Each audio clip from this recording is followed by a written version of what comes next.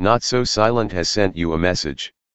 You can reply to this message by visiting your messages.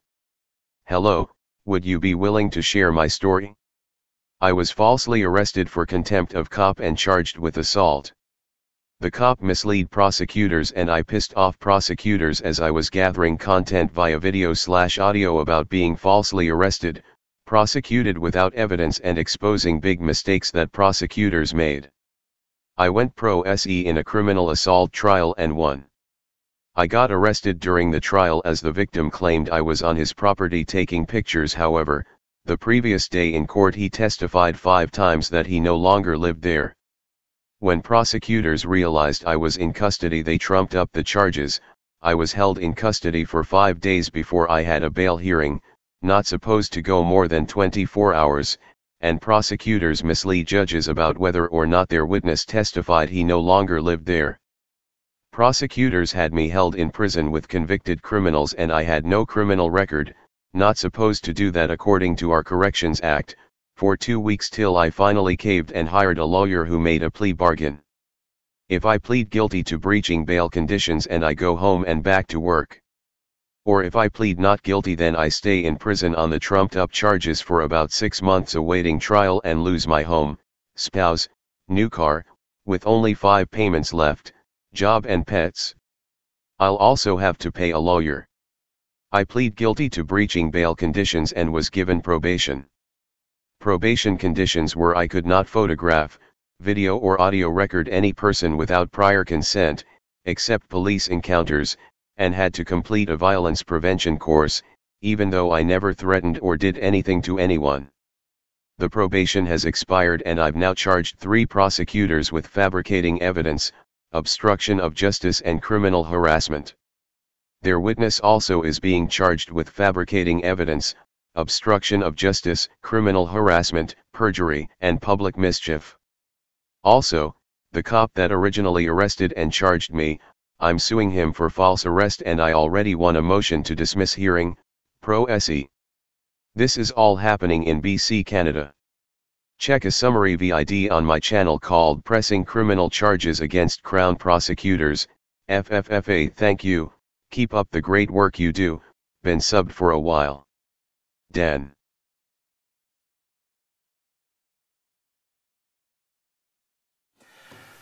Anyways, welcome back to Freedom Free For All. This is the online portion where we can name names. We can discuss the court case that Dan's talking about here.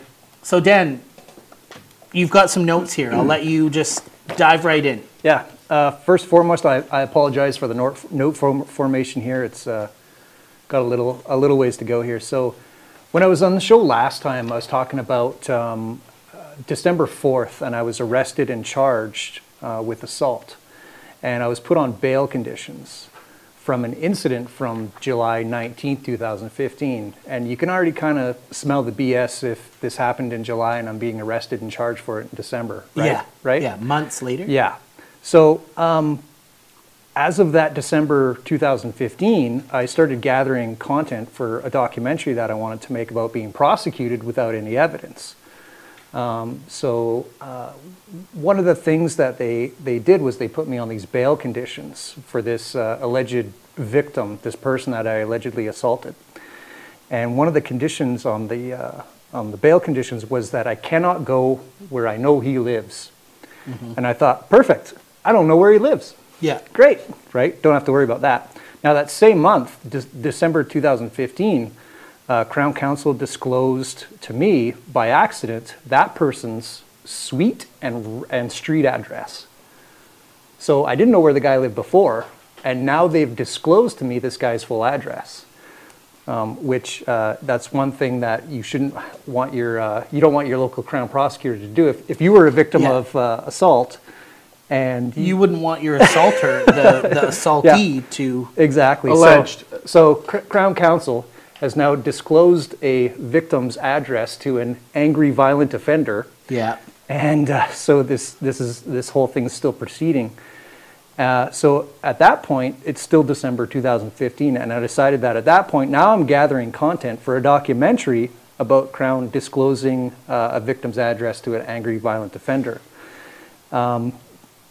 The next month, January 2016, I had set a date for what's called a trial confirmation hearing, where everyone shows up and so they say, we're ready to go or we're not ready to go.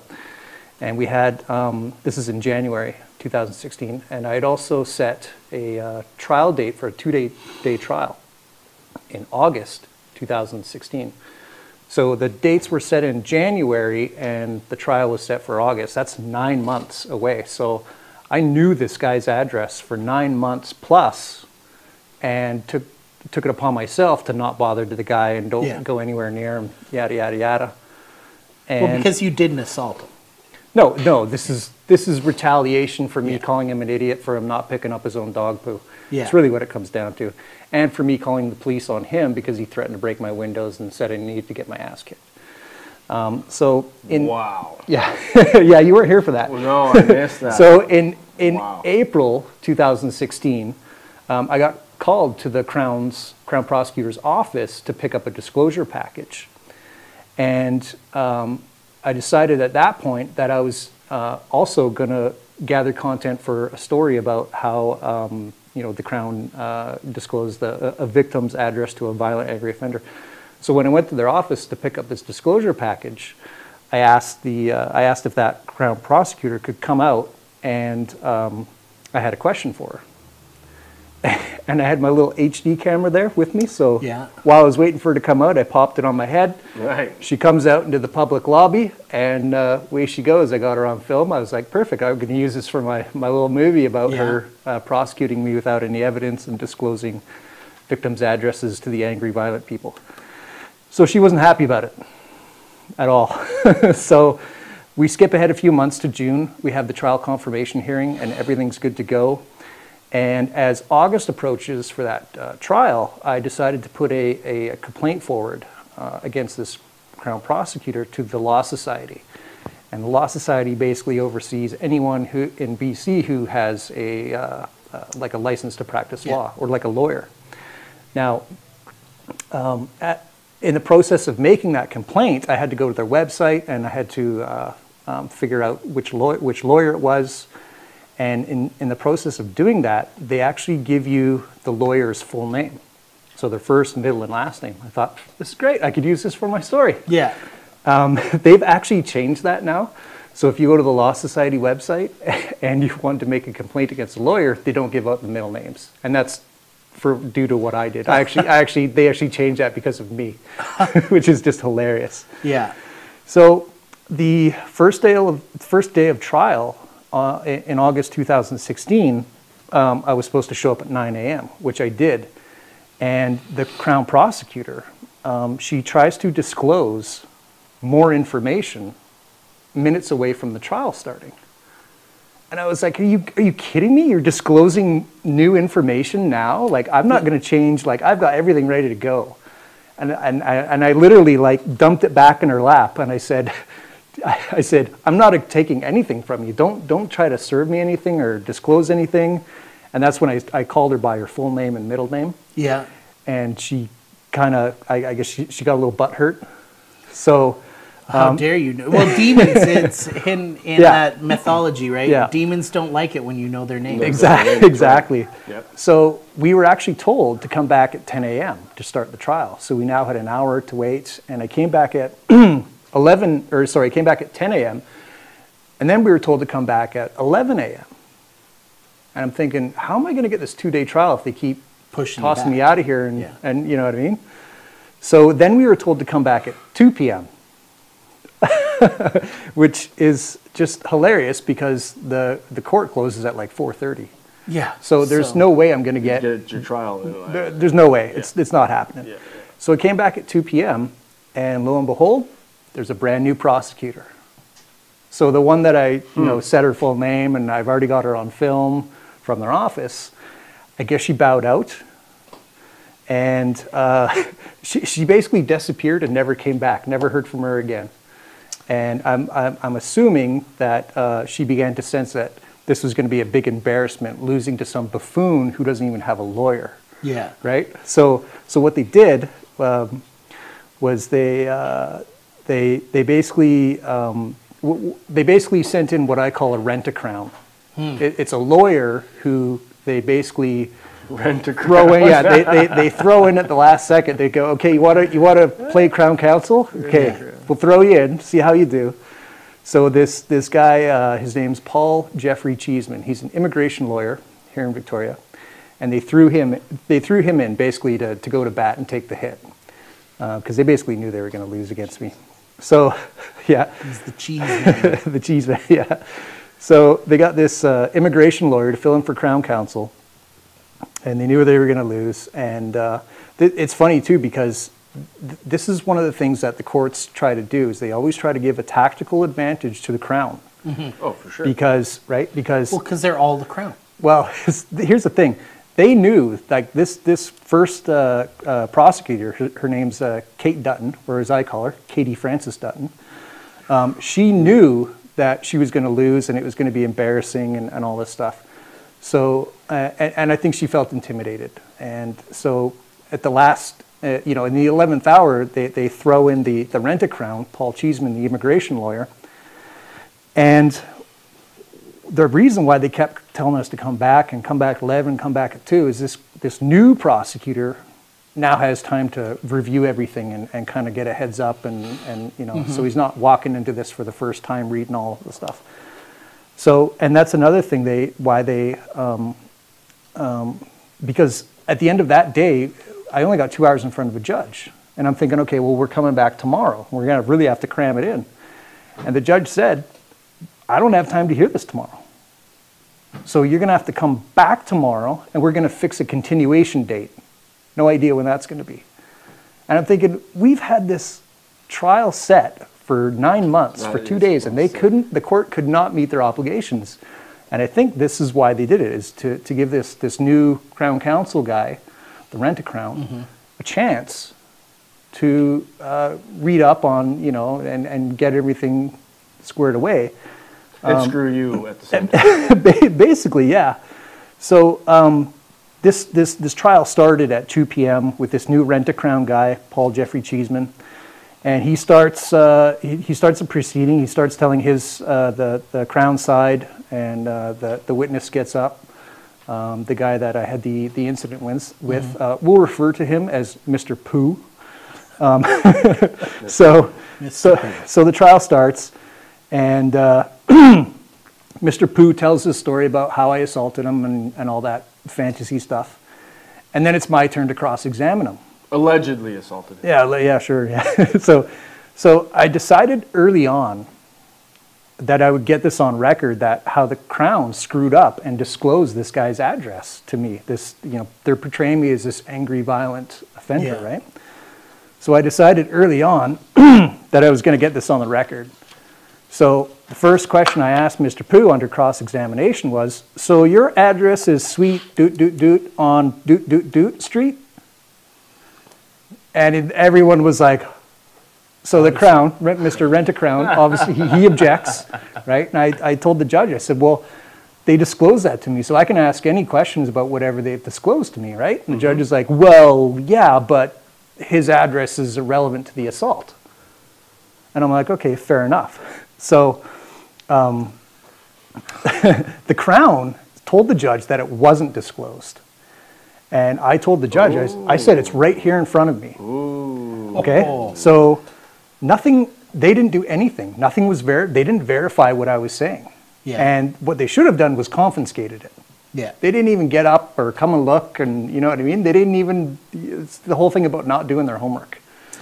So I'm sitting there with his address right in front of me, and no one does anything about it whatsoever. And so I wanted to, sorry, I just on my notes here.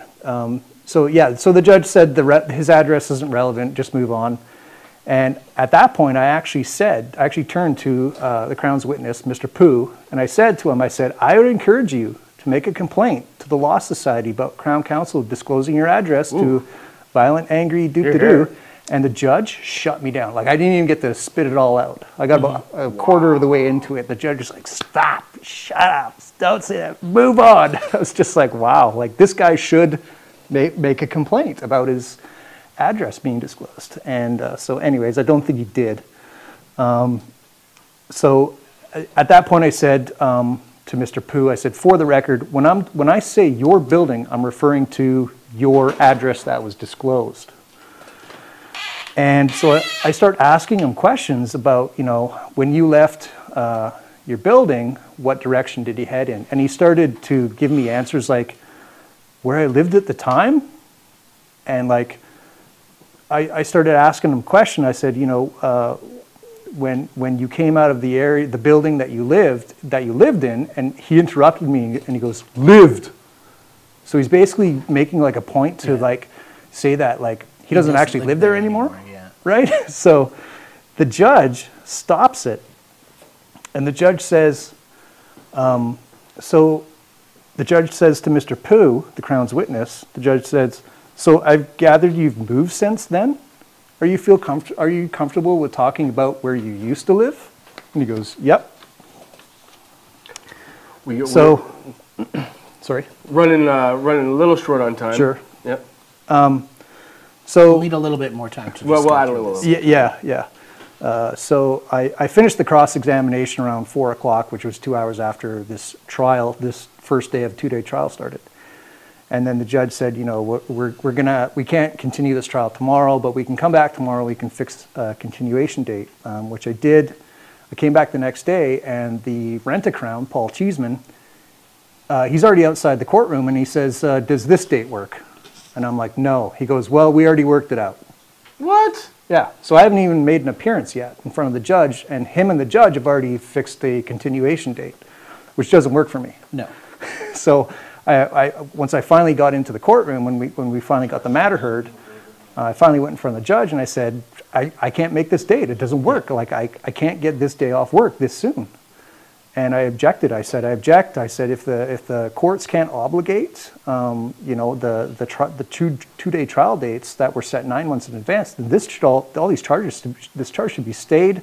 This whole proceeding should be dismissed. The judge is like, nope. We're going to continue on this day. You know, if you don't show up, that's on you, right? So we set a date to come back in a week's time, and that's what I did. I came back in a week's time, and do we still got time? Or Yeah. Just keep going. Yeah. So sorry, I just got to jump on my notes here. So they're forcing your hand, sort of thing. Basically, yeah. So a date that I can't make, they're saying, well, that's the date we made. If you can't make it, and we just made it up. Yeah, we just made it up. without me being in the courtroom. So and again, this is the courts again giving a tactical advantage to the Crown, because I've now spent an hour the previous day with their witness under cross-examination. So this Crown is now getting all kinds of ideas about what my side of the story is, because up until then, I remained silent about the whole thing. I never told the police anything. So this Crown, this rent-a-crown, not only does he have, like, you know, the extra time from the previous day, but he's now got a week to sit down with all the paperwork and all the questions I asked and kind of dissect his argument. And dissect and defeat my side of the story, which is the questions that I asked Mr. Pooh under cross-examination. So that's another way that the Crown, or that the court gave this Crown Counsel, this rent-a-crown, tactical advantage. He's now got a week to sit down with all the paperwork and all the questions I asked and go, I wonder if we could throw this theory out there, or maybe this theory, or game it. Let's throw some holes in Dan's story here, so we can get our win, right? Because that's what the justice system is all about. It's about winning. It's not about justice. It's about winning, right? So, so true. Yeah. So I got home from that we agreed to. Well, I didn't agree. They decided we would come back in a week's time, and I got home. And as I got home, I realized, well, I can now go on the property where Mr. Pooh used to live and take photographs that can dispute what he's already testified to, which direction he went in and what he did, because he actually lied. And there was certain questions about the direction I asked him he went in. He either lied about it or just evaded answering the question directly. And I thought, I can now go on his property, because he no longer lives there, discredit him as and take pictures of the direction he said it's impossible. He said, I won't go into it, but it basically proves that he Proves lied he's- under oath and was evading the questions because he didn't want to lie under oath. So 3 hours later, I get a knock on my door, and it's the police. And they're there to arrest me because I breached my bail conditions. And I told them, I said, well, I couldn't have breached my bail conditions because this guy testified in court yesterday that he no longer lives there. Yeah, and So the the- bail conditions were that where they live. Well, the bail conditions said I cannot go where I know he lives. Ah, And when they gave that to me, I didn't know where he lives. yeah. But 2-3 weeks later, they disclosed his address to me. So then I knew where he lived. And you didn't go there And while for he 9 lived months, I didn't want to have anything to do with the guy. So now that the guy's testified under oath, and even the judge made me change my questions to, I couldn't say, where you live. The judge made me change my questions to where you lived at the time. there. Yeah, okay. So I'm under the impression that he no longer lives there, and I have every right to go on the property which he's moved and no longer lives, so Yeah. I can take pictures as I'm representing myself, and I can use that in my own defense, right? Because what else do I have to prove myself innocent, Absolutely. right? If I don't prove I'm innocent, I'm going to be found guilty. So I got to take some, I got to be on my You game gotta here. have some evidence. Yeah, so I got to discredit their witness is what I got to do. So you get arrested. So I got arrested, and I told the police, I said, there's no way you can arrest me for breaching the bail conditions because he testified in court yesterday that he no longer lives there. And I was arrested on a Thursday. I spent that night, the afternoon and the night, in the Victoria Police Station cells. I was transported the next day to the Victoria Law Courts, which was a Thursday, and they gave me a bail hearing at 4:28 p.m. on Thursday. I've been sitting in the court cells all day in leg shackles, and I finally get in front of a judge for a bail hearing at 4:28. You know what this judge tells me? Court's about to close, and we're going to have to continue this on Monday. And the Crown says, well, we want to hold this guy because, I kind of got out of order with my notes here. So when I first got transported to court, I had to talk to duty counsel because I wanted duty counsel to straighten this out because there's no way they can hold me or charge me with breaching the bail if this guy testified under oath that he no longer lives there. So duty counsel went to talk to the Crown, Paul Cheeseman, and Cheeseman said that's not his recollection. What? Right? But this is all being recorded. This is all on the record. Transcripts. Exactly.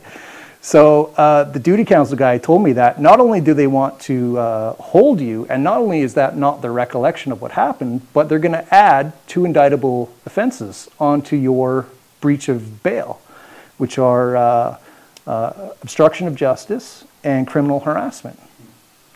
So if they just wanted to hold me for breach of the bail conditions because it was a misunderstanding, and then they figured out, okay, the guy did say this, and then they let me go, no problem. But now they've turned it to a malicious prosecution. Yeah, you know why? Because I went into their office and I filmed Kate Dutton right, in April 2016. And then also the first question that I asked, cross-examined Mr. Pooh on, was basically they broke the rules. So I made them look like a fool. And I was going to expose not only being prosecuted without any evidence, but I was also going to expose them disclosing a victim's address to a violent, angry offender. So they realized, well, we've got him in custody now. So let's trump up the charges, right? So this Friday bail hearing, I finally get it, and I tell the judge, I've been in custody for 26 hours. And it's 4:28, and the judge is basically telling me, we're done here at court, like we're all going home. So the Crown says, well, we want to hold this guy. Yeah. So the Crown says, we want to hold this guy for, we're adding on 2 indictable offenses. And the judge is like, yep, if you want to add on 2 indictable offenses, let's do it. Let's come back on Monday. Dan's going to spend the weekend in Wilkie. And I didn't know it at the time, but apparently they have brunch on Sunday mornings at Wilkie Road. Yeah. Sounds nice. Yeah, they have brunch. I didn't know that. Yeah. So I come back on Monday. I've spent the weekend in prison. Here's the good part about that. I don't have a criminal record.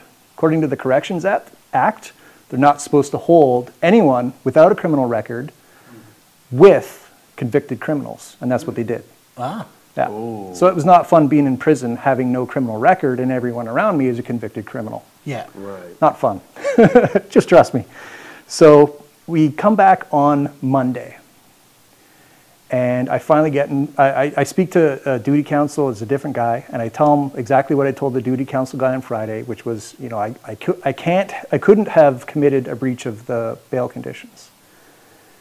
And he gives me the same story. He's like, Crown says that's not the recollection. That's not what's on the recording from the first day of trial.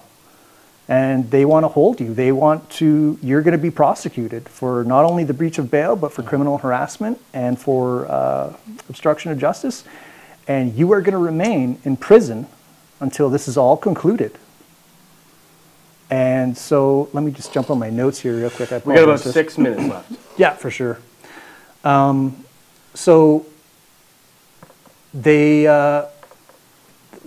basically told the judge that that's the way they want to go. And again, I told duty counsel, I said, if this is the way they're gonna go, when this is all blows over, I'm gonna charge them with criminal offenses. I'm gonna take it on myself. Mm-hmm. And didn't do any good. So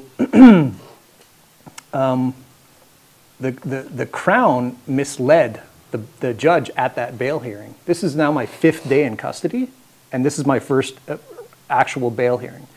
And Wow. they're not actually supposed to hold you for more than 24 hours. 24 hours. That's the thing that Yeah, everybody yeah. says, right? So You I can't went- hold me for 24 Yeah, hours. so I went 5 days, and I have no criminal record, right? So you can see what they're doing here, Yeah. right? Intimidating Yeah, you and totally. wasting Yeah. your time Yeah. and trying to break your spirit. Yeah.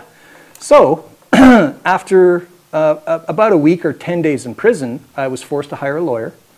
And the lawyer told me that I was probably going to spend about 6 months in prison. That was going to cost me, to have this lawyer run this trial, was probably going to cost around $30,000. What? He was a high-priced lawyer. That meant to me that I was going to lose my house, lose my spouse, lose my car, which I bought brand new and had 5 payments left on it. Oh. I was going to lose my job, and I was going to lose my pets. Yeah. So the lawyer that I hired, he said he worked out a plea bargain with the Crown. Okay, you're going to love this, guys. Okay. So if I plead guilty to breach of bail, the 2 indictable offenses will be dropped, and I'll be released tomorrow, and I can go back to work. And I'll probably be on probation for like a year or 2 or whatever. Now, if I plead not guilty, Yeah. I am facing those 2 indictable offenses, and I will stay in prison until, who knows, 6 months, whatever it's going to be, even though I have no criminal record, and I will lose my home, and I will lose my spouse, and I will lose my car, and I will lose my job, and I will lose my pets. So what would you guys do? Well, many people would just go with pleading guilty. And that's They what would I go that's along what I had to do. I get was along. literally forced Yeah. to plead guilty to something that I could not have done, and it's on the record. Yeah.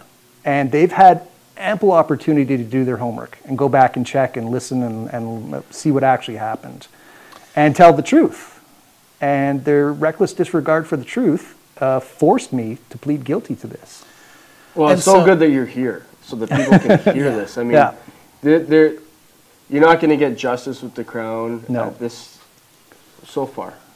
However, the public are going to see this. Yeah, if I could just and, finish and it if off. I'm so looking if at you this can- the comments as well, there's people backing you here too. Yeah, So I mean, yeah. You've got if I a could couple just minutes left, so you finish it got to real burn quick. through these. Yeah, so I'm almost done. So I pled guilty. I was given 18 months probation with a condition that if I complete a violence prevention course or similar counseling, that probation can be revoked after 9 months. And this is me going on someone's property and taking a picture of their building. And now part of my probation, they're forcing me to take violence prevention counseling. For taking pictures. For taking a picture, okay? So I completed the violence prevention counseling, and I filed an application to a judge to revoke the probation Yeah. and all the conditions after 9 months, and it was granted. Yeah. And shortly after that, in 2017, I went and I listened to the actual court proceedings, like the audio Yeah. that was recorded. Sure enough, it all supports what I said all along, and that they chose to teach me a lesson instead of doing the right thing, and now they're paying for it. So it's on record Yep. that he said he Mr. didn't Pooh, live there. Mr. Pooh And it's was on record that you weren't allowed to go to where you knew he lived. Yep, that was my And you condition. knew that he didn't live there. After the first day of trial, after he testified multiple times, and I'm not even asking him, I'm not continuing to ask He him. interjected and said lived. Yeah, so as a mid-question about where you live, and lived, and so, you know, and like I said, the judge stopped me asking questions and made me change my questions to where you lived at the time. And the judge asked the guy, she said, you know, I gather you've moved since then? Are you comfortable answering questions about where you lived at the time? And he goes, yep. So what can the people watching, how can they get involved? I mean, this isn't over. No, this isn't over. So what I did was I filed the 3 informations that Josh has in front of him. And Yeah, I'm looking at them here, and you got... There's 3 Crown Counsels. There's Paul Jeffrey Cheeseman, there's Melissa R. Murray, and there's Lauren T. Phipps. And all 3 of those Crown Counsels, I've laid formal charges against them. They've all got 1 count of fabricating evidence. They've all got 1 count of attempt to pervert, defeat, and obstruct justice. And then they've also got, all of them have 1 count of criminal harassment. Yeah. I should also throw in there, I didn't bring the paperwork for it, but Mr. Pooh is also getting these 3 charges, as well perjury, as right? perjury. Right. Like That's a separate offense. that's the first thing that came to mind when you were telling us the story. Is like, this guy perjured. And public mischief, which is when you tell Now, a police officer that an offense occurred that something hasn't happened occurred. that didn't happen. Yeah. Now, is there also malicious prosecution? Like, is that a criminal charge? No, that's something you can sue for in Supreme Court. That's like a civil matter. In Supreme Court, yeah. But the thing is there's 4 elements to malicious prosecution. All of this stems, it seems like, from ego of the lawyers. That how dare It's retaliation. a plebe like you, Yep. an unwashed mass Yep. citizen, Yep. challenge the court and these Yep. ivory tower, dark robes. So again, you know, like we talk about a lot of conspiracy theory stuff and these dark people in dark robes doing dark things. Like, here's Dan as clear evidence. He didn't assault anyone. He's not a violent offender. There's no evidence. There's no evidence. There's actually evidence contrary to what they say. These judges, these prosecutors, and this citizen used the court as a weapon to harass and bully you into admitting guilt to something you didn't do. Yep. I am, you know, more and more, this is not a justice system. It's a just us system. Imagine you've got to be in the club or it's not for you. Imagine having no criminal record and having to stay in prison for 2 weeks. For 2 weeks. That's insane. Yeah, That's 2 2 weeks. weeks of your life that you're owed back. And I'll never eat raw zucchini again as long as I live. Jesus Christ. Well, I'm glad that you came on to discuss this, and it sounds like this is going to be a trilogy. Yeah, so like we'll have to have you back to talk about I think so. what happened after this, because and we should come into court with you. That's what I was hoping. Is, no, we should definitely come into court. So we do have a court date. It's set for August 30th. If you want more details, you can contact me through my Facebook page or YouTube or Freedom Free for All. The best way to find me on Facebook is Not So Silent. The little tag thing speaks for himself. The best way to find me on YouTube is just search in the top box there, VicPD. Yeah, we got you on the screen right there. So August 30th is the first court date for this, and that's basically not much going on. That first date, all we're going to do is set a date for a process hearing. But typically, I've been through this before with a police officer that assaulted me, and typically what they do is Crown shows up and they want to adjourn the matter for another 30 days. And they do this 3-4 times till they've got the paperwork set and they basically have dropped everything, and they send you a letter saying, they've dropped everything, thanks very much, have a nice day. So that's probably what's going to happen. Well, Dan, we got to wrap up the show. Yeah. We will definitely have to have you back once guys. this is, again, dealt with, because this is an important matter for Victoria. It is an important matter for Canada. We can't just let these lawyers, these liars, prosecute people maliciously, lie, and pervert justice. This is the clear, like, it's a clear definition of the perversion and of justice. we should show up in court, I think. Yeah, August 30th. August 30th. And it'll be downtown Victoria Courthouse? Yep, Do you have it a will. court room number? It's 103, but the thing is they're probably going to change all that. You know, Right, once this becomes a little bit more public, they'll change it. So will you be posting stuff on your YouTube channel about where supporters can go? And, Yeah, I will. because it is important to have moral support in these kind of battles, because you are facing demons. And like I said earlier, when you named that person, they back down. And it's like, it's in all mythology that when you name a demon, you gain power over them, and they lose power over you. And it's almost like you sent this demon scurrying back to the abyss. Yep, they couldn't handle and it. they couldn't handle it because it's like, it's that age-old story, even Rumpelstiltskin, where nobody knew his name until they had his name, and then they had power. And the name, legal names, the names have power, and amen. Amen, Ra. Okay, well, we will be back next week. We're trying to get Josh Sigurdsson on as our guest, but he is going to be very busy in Las Vegas. If we can pull it off, we will. We wish him the best of luck and good journey. Go, Josh. We're looking forward to seeing his interview with the amazing Dr. Ron Paul. Ron Paul, you know, the good doctor cures people of their socialism, which is it's a good thing. And I want to thank all of our viewers. I want to thank Adam, Jesse, and Paul for operating the show behind the scene. And thank Dan for coming on to the show and sharing your story. Thanks, guys. Thank you. Thanks for having me on. It can't be easy going through this, but it's good to know that you have people to support you. And if I disappear next week, you'll know why. Yeah. We'll be right. That's right. Yeah. Okay, well, until next week, remember 9/11 was an inside job. Be safe and be free.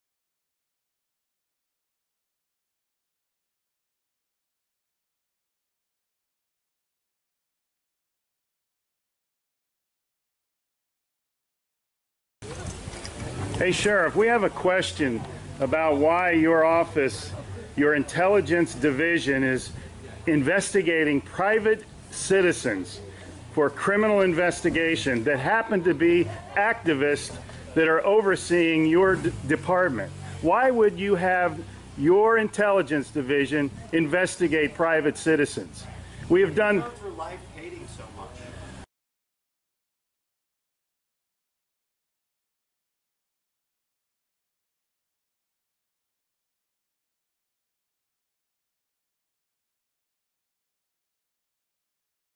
Sir, we don't hate anyone. We love freedom and we love American people. And government is out of control. That's why you're seeing such a revolt nationwide. Why can't you just answer, why is Susan Edwards, your intelligence division, investigating private citizens? This should not happen. Are you here to apply for a job?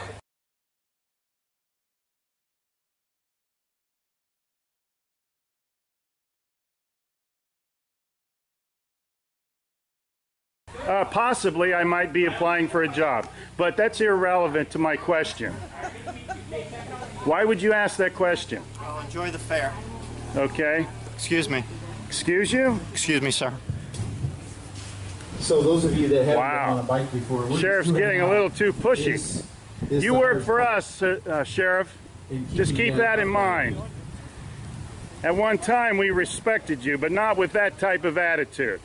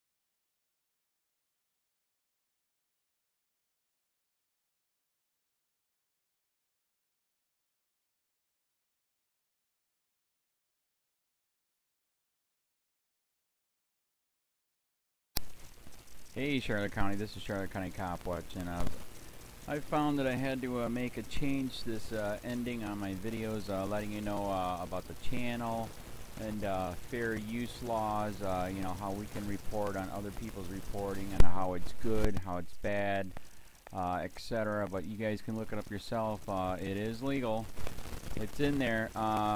But like I've told you before, that I've been cut off from making money on YouTube for 4 years. It's really weird, bizarre, but they cut the money off, but they said you can keep the channel, and now YouTube makes all the money. And if you get bored, plug it into Social Blade website, and you'll see that they are making a huge amount off the site. Right now it's at 63 million views, 53,000 subscribers, almost 3 million views a month. You know, trying to wake people up, and I make nothing. In fact, I got a customer that's ex-congressman. He said if I could ever find a lawyer, sue YouTube on it. But because this is nuts, 4 hours a day, and to save America. You know, but at the same time, it's worth it. Look at what our founding fathers did. They died for this country. So, but getting back to the money part, this is why I'm redoing the video. Is my dream of everyone giving $1, and it's going to be $53,000 a year, or if they did Patreon, which you know, can be monthly. That is not working. That'd be great if it did. Nothing is perfect.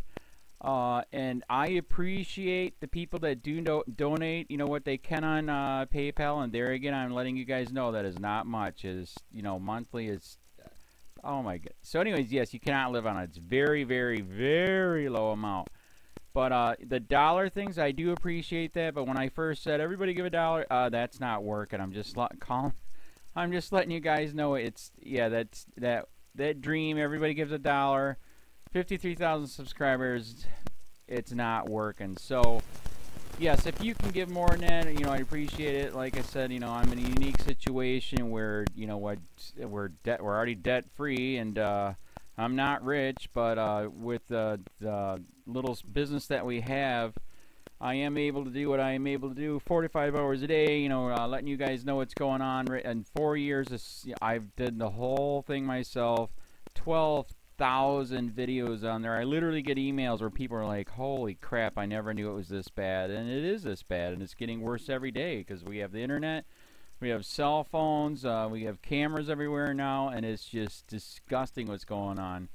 And then, as you guys know too, we got Trump, we got Jeff Sessions doing a war on drugs, and now he wants to go after the forfeiture laws again. It's just unfreaking real. So, if you can give more than that dream of everybody giving $1, yeah, that old video, that's not working. They're not. They're just not. So, anyways, if you can give more than that dream is not working. Hardly anybody is giving. There you go. So that's why I'm remaking the video. If you can give more than that, that would be great. And there again, like I said, the Patreon's there. There is some people on there that are starting to give, but there again, it's very, very low. And like I said, I don't want to get rich off of that. I'm going to keep doing what I'm doing because, you know, it's still so stinking corrupt. It's not even funny. My court case that I'm going to be paying out of my pocket myself with Charlotte County's coming up. They illegally looked me up and then posted all my information on LEOAFFAIRS website. They basically doxed me, however you want to say that. I forget what the word is, and they outed me, man. And that information on that site went out to 500 sheriffs, deputies, people that work at the jail, etc., etc., etc. So, yeah, it is very, very scary, but we're going to do a federal case, 1983 case, violating freedom of speech. We have 17 cameras in the house now. We got 2 cameras in the car. I always carry a camera plus a cell phone. A lot of people are highly recommending I get a vest now. If I could, if the wife would let me, I would run for sheriff. We are trying to push the thing nationwide right now. Where just to mix it up and to get the topics out there is register to run for sheriff, NPA, no party affiliation, as a write-in, and that is completely free, and you can participate in the elections. And there's a lot of stuff. We got a guy, James McLinnis in Pinellas County, Tampa, who almost won. He experienced the corruption himself. The story is unbelievable. Look him up. It's mind-blowing what they did. It pissed him off. He is very, very smart. He has way more money than I did. He ran for sheriff at the last 3 months last year in 2016 and almost won. He got all of the black vote. And the reason why he did that is because he ran in, I will not bust, we're in Florida, I will not bust anybody for weed anymore unless it's an ungodly huge amount, like pounds. And then he also ran in no more victimless crimes, no more of this freaking road pirate bull crap. And then he was going to cut the budget by 30%. And when you think about that, you can. If you stop the road pirates, you can get rid of a bunch of people. Gone. So, the wife has been saying, yes, I can, yes, I can't. So I don't know. We're trying to find somebody that can do it because I am busy doing this anyways. But, so I'm making a video, like I said, that $1 a month from everybody, you know, for 53,000 subscribers, that is not working. I'm just letting you guys know. Absolutely give way more than $1 a month. If you can, I appreciate anything. By the way, remember too, when you give that, PayPal takes like freaking 15 to 20%, so it's even worse than that. But, and there again, like I'm letting you guys know, it's way, what I get is very, very low. Appreciate it, but it is very, very low. Can't live on it. I'm just, you know, I'm working, and that's what I'm working on. And that court case is going to cost a buttload of money. That's federal court. Just the filing fees and the depositions that we're going to be doing with this corrupt cop. So there's another reason to give. We are going to be doing a deposition with this very corrupt. He was in a drug squad. He is a bad guy. He's on steroids. We heard steroids are rampant here. That's why their attitude is so bad. And we are going to get him on video, and it will be on YouTube. So that case alone is $5,000 just to bring it to court, and that's my money out of my pocket. So there's another reason to give, and give way more than $1 if you can. So keep that in mind. This is the new video, and I see, God, I talk a lot. It's already 7 minutes, but had to make it just to let you know that $1 a month from everybody is not working. They're not doing it. So if you can give more than that, please. So thanks. Keep it up. Share, like, subscribe, tell your friends, send me your videos on corruption, and I'll post it.